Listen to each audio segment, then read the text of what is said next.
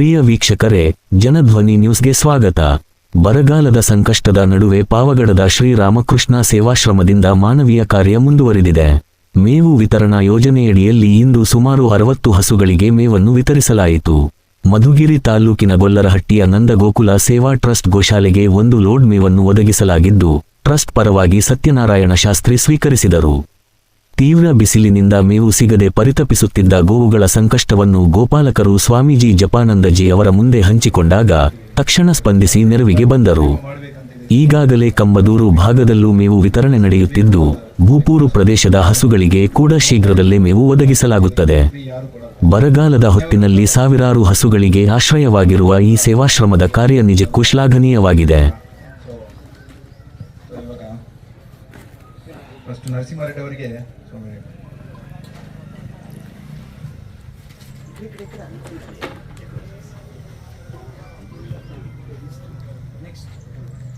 Next Pujarappa ಅವರಿಗೆ ಸ್ವಲ್ಪ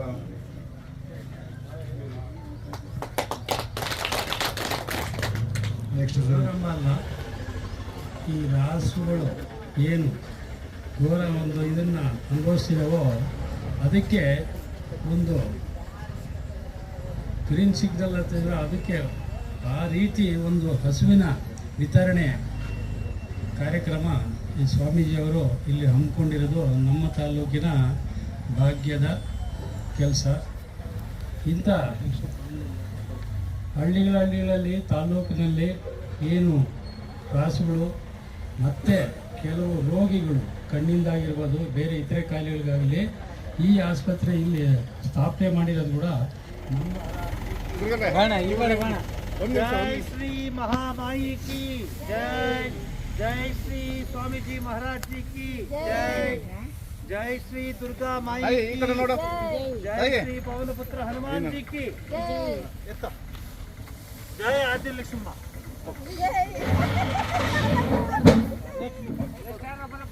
बार गंडसर नीनु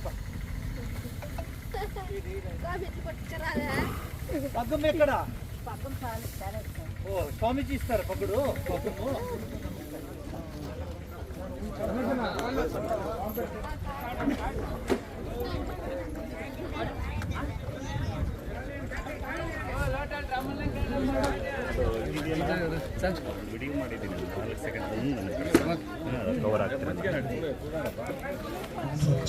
ಸ್ವರೂಪಾಯ ಸ್ವಾಮಿನೇ ತಾಪಹಾರಣೆ. ಆತ್ಮೀಯ ಬಂಧುಗಳೇ, ಈ ದೇಶದ ಜನ ಸಂತೋಷವಾಗಿ ನಗನಗ್ತಾ ಇರಬೇಕು ಅಂದ್ರೆ ರೈತರು ನಗಬೇಕು, ರೈತರು ಸಂತೋಷವಾಗಿರ್ಬೇಕು. ಎಲ್ಲಿವರೆಗೆ ರೈತರು ಸಂತೋಷವಾಗಿರ್ತಾರೋ ಅಲ್ಲಿವರೆಗೆ ದೇಶದಲ್ಲಿರೋ ಎಲ್ಲರೂ ಸಂತೋಷವಾಗಿರ್ತಾರೆ. ಇಲ್ಲಿ ಬೇರೆ ಏನು ಸೆನ್ಸೆಕ್ಸು ಸ್ಟಾಕ್ ಎಕ್ಸ್ಚೇಂಜು ಅದು ಇದು ಏನು ಬರೋದಿಲ್ಲ. ಇಲ್ಲಿ ಊಟ, ಹಸಿವನ್ನ ದೂರ ಮಾಡುವಂತವ್ರೆ ರೈತರು. ಬಹಳ ಚೆನ್ನಾಗಿ ಹೇಳಿದ್ರು ನಮ್ಮ ನರಸಿಂಹ ರೆಡ್ಡಿಯವರು ಹಾಗೆ ಪೂಜಾರಪ್ಪನವರು. ನಾನು ಸ್ವಲ್ಪ ನಿಧಾನ ಮಾಡೋಣ, ಇಲ್ಲಿ ಇನ್ನೂ ಮಳೆ ಬರೋ ಚಾನ್ಸಸ್ ಇದೆ ಅಂತ ನೋಡ್ತಾ ಇದ್ದೆ. ಅಷ್ಟರಲ್ಲಿ ಅಲ್ಲಿ ಕೂತ್ಕೊಂಡಿದ್ದಾರೆ ನೋಡಿ ತಾಯಂದ್ರು, ಅವರೆಲ್ಲ ಬಂದು ಅಲ್ಲಿ ನಮ್ಮ ರೈತಾಪಿ ಜನ ಗೋಪಾಲಕರು ಅವರೆಲ್ಲ ಬಂದು ಸ್ವಾಮೀಜಿ ಯಾವಾಗ ಶುರು ಮಾಡ್ತೀರಾ ಅಂತ ಕೇಳ್ತಾ ಇದ್ರು. ನಾನು ಚಳ್ಳಕೆರೆಯಲ್ಲಿ ಶುರು ಮಾಡಿ ನಾವು ಆಗಲೇ 1 ತಿಂಗಳಾಗಿದೆ. ಸುಮಾರು 8,000 ಹಸುಗಳನ್ನು ನೋಡ್ಕೋತಾ ಇದ್ದೀವಿ. 8,000 ಹಸುಗಳು ಚಳ್ಳಕೆರೆಯಿಂದ 5 ಜಿಲ್ಲೆ, ಚಿತ್ರದುರ್ಗ ನಮ್ಮ ಸಾಹೇಬ್ರು ಇಲ್ಲೇ ಇದ್ದಾರೆ, ಲಾಯರ್ ಸಾಹೇಬ್ರು, ನಮ್ಮ ಲೀಗಲ್ ಅಡ್ವೈಸರ್ ಶ್ರೀ ಭಗವಂತಪ್ಪನವ್ರು ಇಲ್ಲೇ ಇದ್ದಾರೆ. 5 ಜಿಲ್ಲೆ ಅಲ್ಲಿ ನೋಡ್ಕೊಳ್ತಾ ಇದ್ದೀವಿ. ಯೋಚನೆ ಮಾಡಿ ಎಷ್ಟು ಓಡಾಡಬೇಕಾಗತ್ತೆ. ಬಹಳ ಚೆನ್ನಾಗಿ ಹೇಳಿದ್ರು ಪೂಜಾರಪ್ಪನವರು. ಮೇವಿಗೆ ಹೋಗುತ್ತೆ, ಹೇಳ್ತಾ ಇದ್ರು ನರಸಿಂಹ ರೆಡ್ಡಿ ಅವ್ರಿಗೆ ಇನ್ನೂ ಚೆನ್ನಾಗಿ ಗೊತ್ತಾಗುತ್ತೆ. ಮೇವಿಗೆ ಹೋಗುತ್ತವೆ, ಎಲ್ಲ ಕಡೆ ಫೆನ್ಸ್ ಹಾಕಿಸ್ಬಿಟ್ಟಿದ್ದಾರೆ DRDO ಅನ್ನೋರು. ಸೊ ಕಾಡಿಲ್ಲ, ಇರೋ ಕಡೆ ಹೋಗುತ್ತವೆ. ಬರುವಾಗ ಪ್ರತಿ ದಿವಸ ಕಣ್ಣಲ್ಲಿ ನೀರು ಹಾಕೊಂಡು ಹೇಳ್ತಾನೆ ರೈತ, 2 ರಿಂದ 5 ಹಸುಗಳು ಸತ್ತೋಗ್ಬಿಡುತ್ತೆ, ಕರುಗಳು ಸತ್ತೋಗ್ಬಿಡುತ್ತೆ. ವಾಪಸ್ ಬರಕ್ಕಾಗಲ್ಲ, ಅಷ್ಟು ದೂರ ನಡ್ಕೊಂಡ್ ಬರಕ್ಕಾಗಲ್ಲ, ನೀರಿಲ್ಲ. ಆ ಚಿತ್ರಗಳನ್ನ ನಿಮಗೆ ನಾನು ತೋರ್ಸಕ್ ಹೋಗಲ್ಲ. ಆಗ್ಲೇ ಅವ್ರ ಮೇಡಮ್ ಹೇಳ್ದಂಗೆನೆ ಅವರವರ ಫೋನಲ್ಲಿ ಕಳಿಸ್ತಿದ್ದೀನಿ. ಆ ಒಂದು ಚಿತ್ರ ಬಂದ ದಿವಸ ನನಗೆ ರಾತ್ರಿ ಎಲ್ಲ ನಿದ್ದೆ ಬರಲಿಲ್ಲ. ಕರುಗಳು ಪಾಪ ತಾಯಿ ಬಿಟ್ಟಿರಕ್ಕಾಗಲ್ಲ ಅಂತ ತಾಯಿ ಜೊತೆ ಹೋಗಿವೆ, ಬರುವಾಗ ಹೆಣವಾಗ ಅಲ್ಲೇ ಬಿದ್ದಿದೆ. ಈಗ ಹೇಳೋದ್ ಕೇಳಿಸ್ಕೊಡಿ, ಅದನ್ನ ತರ್ಲಿಕ್ಕೂ ರೈತನ ಕೈಲಿ ಆಗಲ್ಲ. ಆ ಹೆಣಗಳು ಅಲ್ಲೇ ಬಿದ್ದಿವೆ, ಕಾಡು ಪ್ರಾಣಿಗಳು ತಿನ್ಕೊಂಡು ಹೋಗಿವೆ. ಇದ ನಮ್ ದೇಶ. ಮಾತೆತ್ರೆ ರೈತರು ಉಳುವ ಯೋಗಿ ಅಂತೆಲ್ಲ ಹಾಡ್ತಿರ್ತೀವಿ, ಆದ್ರೆ ಆ ಯೋಗಿಗೆ, ಆ ರೈತರಿಗೆ ನೋಡ್ಕೊಳ್ಳೋದಕ್ಕೆ ನಮ್ ಕೈಲಿ ಆಗ್ತಿಲ್ಲ. ಆ ಕಾರಣದಿಂದ ಶ್ರೀಮತಿ ಸುಧಾಮೂರ್ತಿ ಹಾಗೂ ಇನ್ಫೋಸಿಸ್ ಫೌಂಡೇಶನ್ ಅವರ ಗಮನಕ್ಕೆ ತಂದಾಗ ತಕ್ಷಣ ಶುರು ಮಾಡಿ ಸ್ವಾಮೀಜಿ ಅಂದ್ರು. ಆವರೇಜ್ ಅಂದ್ರೆ ಪ್ರತಿ ದಿವಸ ಒಂದು 5 ರಿಂದ 8 ಲೋಡ್ ಹುಲ್ಲು ಹೋಗ್ತಾ ಇದೆ. ಪಾವಗಡಕ್ಕೆ ಹಾಗೇನೆ ಚಿತ್ರದುರ್ಗಕ್ಕೆ ಹುಲ್ಲು ಲೋಡ್ ಹೋಗ್ತಾ ಇದೆ. ನಾನು ಇಲ್ಲೇ ಇದ್ರೂ ಹೋಗುತ್ತೆ. ಈ ಒಂದು ಕಾರ್ಯಕ್ರಮಕ್ಕೆ ಚಿತ್ರದುರ್ಗ ಮತ್ತು ಚಳ್ಳಕೆರೆಯಲ್ಲಿ ನಮ್ಮ ಸ್ಟಾಫ್ ಇದ್ದಾರೆ, ಮಹೇಶ್ ಅಂಡ್ ಅವರ ಸಹೋದರರು, ಅವ್ರು ನೋಡ್ಕೊಳ್ತಾರೆ. ಯಾವ್ಯಾವ ಹಟ್ಟಿಗಳ ಹೆಸರು ಹೇಳಿ ನೀವು, ಅಜ್ಜಯ್ಯನ ಗುಡಿ, ಬೊಂಗಾನ ಹಟ್ಟಿ, ಬೊಮ್ಮದೇವ್ರ ಹಟ್ಟಿ, ನನಗೆ ಎಲ್ಲ ಹಟ್ಟಿಗಳ ಹೆಸರು ಗೊತ್ತಿದೆ. ಅಲ್ಲಿಗೆ ಹೋಗ್ತಿದ್ದೀನಿ. ಅಲ್ಲಿ ಯಜಮಾನರುಗಳು, ಕಿಲಾರಿಗಳು, ಅವ್ರ ಹತ್ರ ಮಾತಾಡಿ ಹಸುಗಳನ್ನ ನೋಡ್ಕೊಳ್ತಾ ಇದ್ದೀವಿ. ಅವರ ಒಂದು ವಿಶಿಷ್ಟ ಜೀವನ ಅದು ಹೇಗಿದೆ ಅಂದ್ರೆ, ಹಾಲು ಮಾರಲ್ಲ, ಇದು ಸಗಣಿ ಮಾರಲ್ಲ, ಹಸು ಮಾರಲ್ಲ, ತಮ್ಮ ತಲತಲಾಂತರದಿಂದ ಬಂದಿರುವಂತಹ ಒಂದು ಜೀವನದ ಆ ಒಂದು ಚಕ್ರವನ್ನು ನಡೆಸ್ಕೊಂಡು ಹೋಗ್ತಾ ಇದ್ದಾರೆ ಇವರು. ಇಂಥ ರೈತಾಪಿ ಜನಗಳಿಗೆ ನೋಡ್ಕೋಬೇಕಾದ್ರೆ ಅದು ಈ ಸಮಯದಲ್ಲಿ ಅದು 8,000, ಒಂದಲ್ಲ ಎರಡಲ್ಲ, ದೂರ ಒಂದೊಂದ್ ಕಡೆ 500, ಒಂದೊಂದ್ ಕಡೆ 1000, ಒಂದೊಂದ್ ಕಡೆ 1200. ಅಲ್ಲಿ ಹೋದ್ರೆ ನನಗೊಂದು ಮಾತು ಹೇಳ್ತೀನಿ, ಈ ಬಟ್ಟೆ ನೋಡಿ ಹಸುಗಳೇ ಗುರ್ತು ಹಿಡಿದು ಬಿಡ್ತೇವೆ. ಓಡೋಡ್ ಬರುತ್ತೆ, ಎಷ್ಟು ದೊಡ್ಡ ಕೊಂಬು, ಅರೆ ಏನು ಮಾಡಲ್ಲ, ಬಂದು ನೋಡುತ್ತವೆ. ಅವಕ್ಕೆ ನಾನು ಬರೀ ಕೈಯಲ್ಲಿ ಹೋಗಲ್ಲ, ಬಾಳೆಹಣ್ಣು ತಗೊಂಡು ಹೋಗ್ತೀವಿ. ಒಂದ್ಸಲಿ ಹೋದ್ರೆ 1,500 2,000 ಬಾಳೆಹಣ್ಣು ತಗೊಂಡು ಹೋಗ್ತೀವಿ ಒಂದೊಂದ್ ಕಡೆ ಹೋಗ್ಬಿಟ್ಟು ಬರೋದಕ್ಕೆ. ಇದೊಂದು ಸೇವೆ ನಡೀತಾ ಇದೆ. ಆ ಹಸುಗಳೆಲ್ಲನೂ ಶ್ರೀಶೈಲ ಮಲ್ಲಿಕಾರ್ಜುನ ಸ್ವಾಮಿಗೆ ಸೇರಿದ ಹಸು ಅಂತ ಹೇಳ್ತಾರೆ. ಶ್ರೀಶೈಲ ಮಲ್ಲಿಕಾರ್ಜುನ ಸ್ವಾಮಿಗೆ ಸೇರಿದ ಹಸುಗಳಿಗೆ ನಾ ಸೇವೆ ಮಾಡ್ತಿರೋದ್ರೆ, ಶ್ರೀಶೈಲ ಮಲ್ಲಿಕಾರ್ಜುನ ಸ್ವಾಮಿಗೆ ನಾ ಸೇವೆ ಮಾಡ್ತಿರೋದು, ಅವ್ರಿಗೆ ರೈತರಿಗೆ ಅಲ್ಲ, ಶ್ರೀಶೈಲ ಮಲ್ಲಿಕಾರ್ಜುನ ಸ್ವಾಮಿಗೆ ನಾನು ಸೇವೆ ಮಾಡ್ತಿರೋದು ಅಂತ ಭಾವಿಸಿ, ಇಷ್ಟ ಅಲ್ಲದೇನೆ ಮಧುಗಿರಿ, ಹಿಂದೂಪುರ, ಕಲ್ಯಾಣ ದುರ್ಗ ಇಲ್ಲೆಲ್ಲ ನಿಮ್ಗೆ ಗೊತ್ತಿರಲ್ಲ.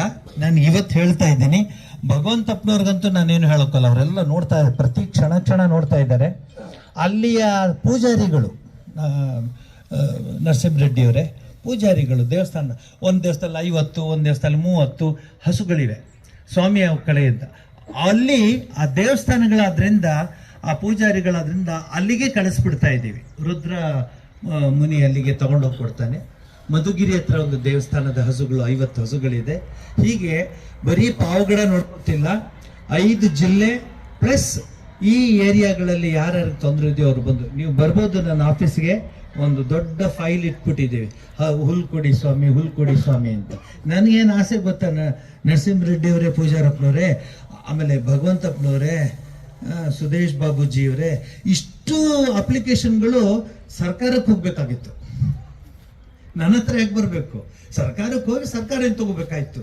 ಆದರೆ ಆ ಜನಗಳಿಗೆ ಇಲ್ಲ ಅನ್ನೋ ಭಾವನೆ ನನಗಿಲ್ಲ. ಕಳೆದ 28 ವರ್ಷದಿಂದ ಇದನ್ನ ಸತತವಾಗಿ ಕೆಲಸ ಮಾಡ್ಕೊಂಡು ಬರ್ತಾ ಇದ್ದೀವಿ. ತಿರುಮಣಿಗೆ ನಾನು ಬಂದು ಗೋಶಾಲೆ ಆರಂಭ ಮಾಡಿದಾಗ ಇವ್ರು ಹೇಳ್ದಂಗೆ ಆ ಲಾರಿಗಳು ಹೆಂಗಿದ್ವೋ, ಆ ಗಾಡಿಗಳು ಹೆಂಗಿತ್ತು ಗೊತ್ತಿಲ್ಲ ನಿಮಗೆ, ಎಷ್ಟು ರಾತ್ರಿ ಯಾವ ಮರದ ಕೆಳಗೆ ಮಲ್ಕೋತಿದ್ವು ಗೊತ್ತಿಲ್ಲ. ಆ ಆವರೆಗೆರೆಯಿಂದ ತೆಗೆದುಕೊಂಡ್ ಬರ್ತಿದ್ದು, ದಾವಣಗೆರೆಯಿಂದ ಹುಲ್ಲನ್ನ. ಇನ್ನ ದೂರದಿಂದ ನಾವು ಹುಲ್ಲು ತರ್ತಾ ಇದ್ದದ್ದು. ಈಗ ಆಮೇಲೆ ಕಣೇಕಲ್ಲು ಹಾಗೆ ಸುತ್ತಮುತ್ತಲ ಪ್ರದೇಶದಿಂದ ತರ್ತಾ ಇದ್ದೀವಿ. ತುಂಬಾ ಖರ್ಚಾಗ್ತಾ ಇದೆ. ಅದು ಹೇಳ್ಬಿಡ್ತೀನಿ, ರೈತ ಬಾಂಧವರು, ರೈತ ಅಧ್ಯಕ್ಷರೆಲ್ಲ ಇದ್ದೀರಾ, ಭಗವಂತಪ್ಪನವ್ರಿಗೂ ಇನ್ನೂ ಚೆನ್ನಾಗಿ ಗೊತ್ತಿದೆ. ಆವಾಗ ಸುದೇಶ್ ಬಾಬುಜಿಯವರ ತಂದೆ ಧರ್ಮಪಾಲ ಇದ್ರು, ಅವ್ರು ನನ್ನ ಕರ್ಕೊಂಡೋಗಿ ತಿರುಮಣಿಯೆಲ್ಲ ತೋರಿಸಿದ್ರು. 1 ಲಾರಿಗೆ 5,000 ರೂಪಾಯಿ ಕೊಡ್ತಿದ್ದೆ ಹುಲ್ಗೆ. 1 ಲಾರಿ ಹುಲ್ಗೆ 5,000. ಆವಾಗ ಇವತ್ತು 1 ಲಾರಿಗೆ ಆಲ್ಮೋಸ್ಟ್ 30,000ದಿಂದ 50,000 ಕೊಟ್ಟರು ಸಿಗೋದು ಕಷ್ಟ.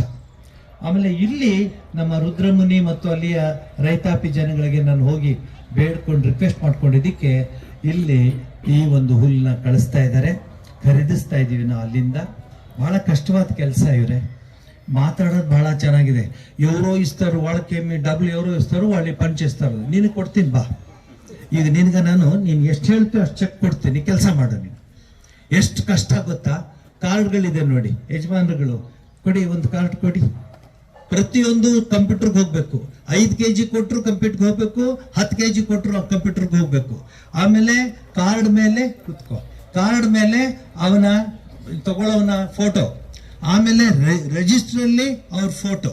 ಇದು ನಮ್ಮ ಸುದೇಶ್ ಬಾಬುಜಿ ಕೇಳಿ, ರಾಮಕೃಷ್ಣಾಶ್ರಮದ ಸಿಸ್ಟಮ್ ಅಲ್ಲಿ ನಾವು ಹಾಗೆ ಎಷ್ಟೋ ಸಲ ರುದ್ರಮ್ಮನಿಗೆ ನಾನು ಕೂಗಾಡ್ತಿರ್ತೀನಿ.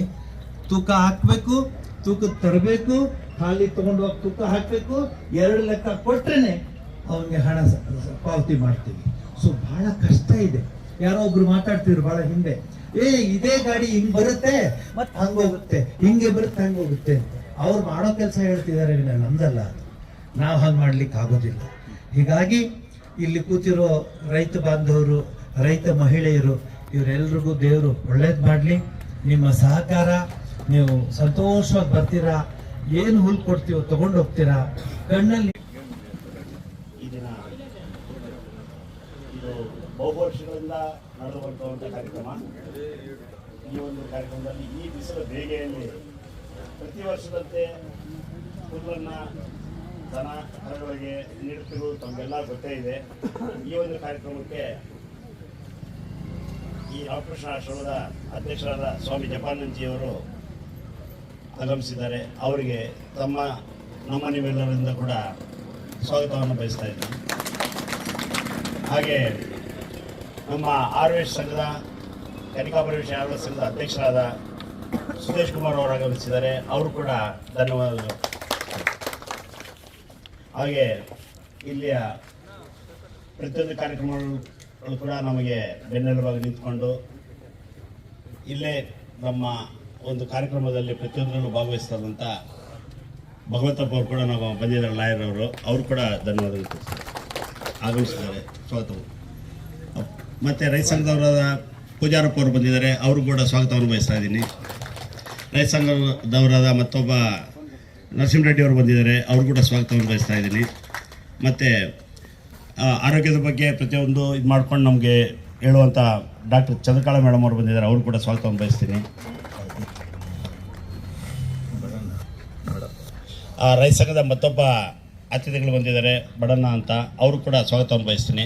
ಮತ್ತು ಇಲ್ಲಿ ಆಗಮಿಸಿರುವಂಥ ಎಲ್ಲ ರೈತ ಸಂಘದವರು ಮತ್ತು ಪತ್ರಕರ್ತರು ಮತ್ತು ಸಮಾಜದ ಎಲ್ಲ ಗಣ್ಯರು ಕೂಡ ಸ್ವಾಗತವನ್ನು ಬಯಸ್ತಾ ಇದ್ದೀನಿ. ಹಾಗೂ ಈಗ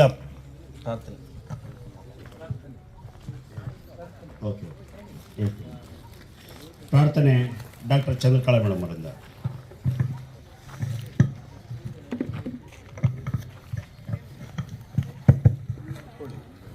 ಓಂ ಶ್ರೀ ಗುರುಭ್ಯೋ ನಮಃ. ಈ ಒಂದು ಶುಭ ದಿನ ಅಂತ ಹೇಳ್ಬೋದು, ಶುಭ ಗಳಿಗೆ ಇದು. ನಮ್ಮ ಪೂಜ್ಯ ಸ್ವಾಮೀಜಿಯವರು ಗಡದ ಹಾಗೂ ಚಳ್ಳಕೆರೆಯ ಗ್ರಾಮದಲ್ಲಿರುವ ರಾಸುಗಳಿಗೆ ಮೇವನ್ನು ವಿತರಣೆ ಮಾಡೋ ಒಂದು ಕಾರ್ಯಕ್ರಮವನ್ನು ಹಮ್ಮಿಕೊಂಡಿದ್ದಾರೆ. ಇದು ಸುಮಾರು ಅನೇಕ ವರ್ಷಗಳಿಂದ ಮಾಡ್ತಿದ್ದಾರೆ. ಇದು ತಮಗೆಲ್ಲರಿಗೂ ಗೊತ್ತಿರುವಂಥ ವಿಷಯವೇ ಸರಿ. ಈ ಒಂದು ಶುಭ ಕಾರ್ಯಕ್ಕೆ ಒಂದು ಶ್ಲೋಕದ ಮೂಲಕ ನಾನು ಆರಂಭಿಸೋಣ ಅಂತ ಹೇಳ್ತಾ ಇದ್ದೇನೆ. ಶುಕ್ಲಾಂ ವರದರಂ ವಿಷ್ಣುಂ ಶಶಿವರ್ಣಂ ಚತುರ್ಭುಜಂ ಪ್ರಸನ್ನವದನಂ ಧ್ಯಾಯೇತ್ ಸರ್ವವಿಘ್ನೋಪಶಾಂತಯೇ. ಹಾಗೆ ಇದು ನಾವು ರಾಸುಗಳಿಗೆ, ಅಂದರೆ ನಾವು ಹಸುಗಳನ್ನು ಕಾಮಧೇನು ದೇವರ ಹಾಗೆ ನಾವೆಲ್ಲರೂ ಪರಿಗಣಿಸುತ್ತೇವೆ. ಹಾಗಾಗಿ ಕಾಮಧೇನು ಗಾಯತ್ರಿ ಮಂತ್ರವನ್ನು ಈ ಒಂದು ಶುಭ ಕಾರ್ಯಕ್ರಮ ಸಾಗಲಿ ಅಂತ ಹಾರೈಸ್ತಿದ್ದೇನೆ ಎಲ್ಲರಿಗೂ. ಓಂ ಶುಭ ಕಾಮಾಯೈ ಕಾಮದಾತ್ರೈ ಚ ಧೀಮಹಿ ತನ್ನೋ ಪ್ರಚೋದಯಾತ್.